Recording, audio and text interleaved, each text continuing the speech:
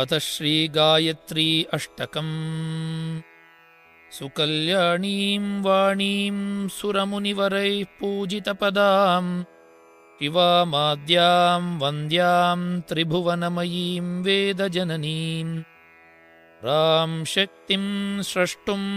विविधविधिरूपगुणमयीं भजेऽम्बां गायत्रीं परममृतमानन्दजननीम् सत्त्वस्थामखिलदुःखदोषनिर्हरणीं सारां सुविमलतपोमूर्तिमतुलां श्रेष्ठामसुरसुरपूज्यां श्रुतिनुतां भजेऽम्बां गायत्रीं परममृतमानन्दजननीम् तपोनिष्ठामभीष्टामम्बजनमनसन्तापशमनीं दयामूर्तिं स्फूर्तिं यतिततिप्रसादैकसुलभां वरेण्यां पुण्यां तां निखिलभवबन्धापहरणीं भजेऽम्बां गायत्रीं परममृतमानन्दजननीं सदाराध्यां साध्यां सुमतिमतिविस्तारकरणीं विशोकामालोकां हृदयगतमोहां दहरणीं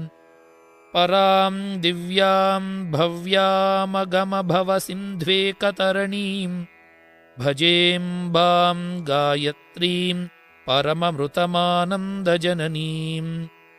अजां द्वैतां त्रैतां त्रिविधगुणरूपां सुविमलां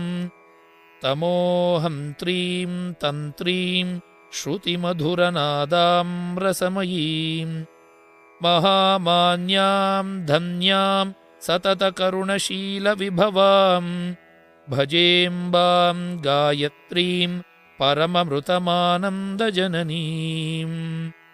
जगद्धात्रीं प्रात्रीं सकलभवसंहारकरणीं सुवीरां धीरां तां सुविमलतपोराशिसरणीम् अनेकामेकां वैत्रयजगदधिष्ठानपदवीं भजेऽम्बां गायत्रीं परममृतमानन्दजननीम् प्रबुद्धां बुद्धां तां स्वजनयति जाड्यापहरणीं हिरण्यां गुण्यां तां सुकविजनगीतां सुनिपुणां सुविद्यां निरवद्यां कथगुणगाथां भगवतीं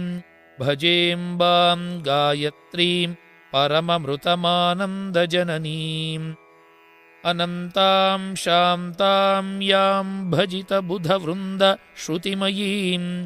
सुगेयां ध्येयां यां स्मरति हृदि नित्यं सुरपतिः सदा भक्त्या शक्त्या प्रणति यतिभिः प्रीतिवशगः भजेऽम्बां गायत्रीं परममृतमानन्दजननीम् शुद्धचित्तः पठेद्यस्तु गायत्री अष्टकं शुभम् अहो भाग्यो भवे लोके तस्य माता प्रसीदतु। ॐ तत्सत्।